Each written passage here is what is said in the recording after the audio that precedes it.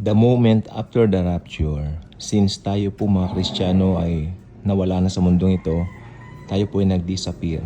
Kaya you can just imagine kung paano yung chaos na create po nito. Nagbagsakan ng maraming airplanes, walang binatbat yung mga aeroplano nagbabagsakan ngayon na yan. Dahil sa pagdating po ng araw ng rapture, maraming magbabagsakang airplanes, gawa nga po ng maraming mga mananampalataya na mga piloto. Tapos maraming mga drivers na mga buses, na mga kotse, ang mga Kristiyano rin, kaya ma-out of control po ang lahat. Chaos, great chaos. And then, syempre ang pinaka-great chaos dito, saan napunta yung maraming milyong-milyong Kristiyano? So ayan po ang pinakagulo, ayan ang pinakagulo sa utak ng mga taong naiwan. Maliban na lang kung merong mga ilan na nakakaunawa. Naniniwala ko ito yung mga magiging tribulation scenes sa hinaharap. And then, ang pinaka-focus po natin sa video ito ay ang paglabas ng isang figure. Isang lalaki na nagmula sa Europa. Bigla siyang mag-o-offer ng mga solusyon. Mantakin po ba ninyo? Lahat ng mga leaders ng bansa, saludo dito. Lahat ng leaders ng relihiyon, saludo dito. Napagkaisa niya ang mga bansa. Dahil meron siyang offer na solusyon sa bawat gulo na nangyayari sa mundo na mga panahon na yan. Kaya nga po naman ang mangyayari po dito, magkakaroon siya ng popularity na hindi pa naranasan ng buong mundo.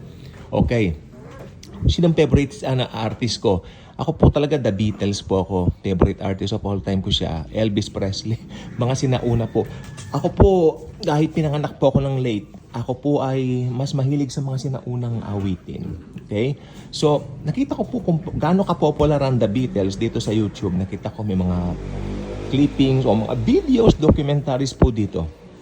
Kahit saan po dinudumog, ano? Ganon din si Elvis Presley. Pero alam po ba ninyo, walang binatbat ang kasikatan ng mga ito kumpara sa Antikristo. Grabe. So, hindi pa nagaganap sa buong mundo yung merong sisikat na isang figura o isang tao lang. Okay? To the point na mapasunod niya ang buong mundo at mag-demand siya ng worship. Okay? Ito ay sa pamamagitan ng pagtatatak ng 666. So, pansinin po ninyo, ang mga tao po ngayon nauuhaw sa pagiging famous. Fame. Di ba? Pera. Pero hindi nila alam ang mga ito po sa isang iglap pwedeng mawala. Amen? So, ang mundo po ngayon nakapako na po sa kung ano yung mga bagay na material. Hindi po masama ang mga yan kasi tayo po mga Kristiyano, maganda po pag na-bless po tayo. Maganda po yan. Pero ang problema po sa mga hindi mananampalataya, ito na po ang kanilang buhay. Ito yung kanilang pinagtutuunan ng pansin. Ito na ang kanilang kalahat-lahatan. Amen? Ngayon, mag-share ka ng gospel in Jesus, ayaw nila. Pagtatawanan ka pa So ito po talaga yung nakakalungkot na mga pangyayari, lalo na po tayo mga nangangaral ng salita ng Diyos. Ilang beses po kami pinagtawanan, being taunted upon, tapos kulang na duraan kami sa mukha. No? Basta wala ng COVID, pwede. Di ba? So, kung si Jesus nga di ba? Ang dami niyang persecute, dinuran din sa mukhang Panginoon Pero itong gusto ko pong sabihin po sa ating lahat. Paglabas ng Antikristo, lahat ng mga, kumbaga yung mga nangyayari ngayon, gustong sumikat ng mga tao, lahat po na ngayon, patikim pa lang po yan. Pero pagdating ng Antikristo, gusto ng Antikristo, siya lang ang sikat. Wala nang sikat pa. Tandaan niyo po yan. Kaya kung ikaw ay famous ngayon, tapos hindi ka mananampalataya, pagdating ng Antikristo, tumigil-tigil ka na sa illusion mo. Dahil hindi na uubra yan sa Antikristo. Lagot ka sa Antikristo. Susumbong kita sa Antikristo. Joke. Hindi, yun lang. Yes, okay, so,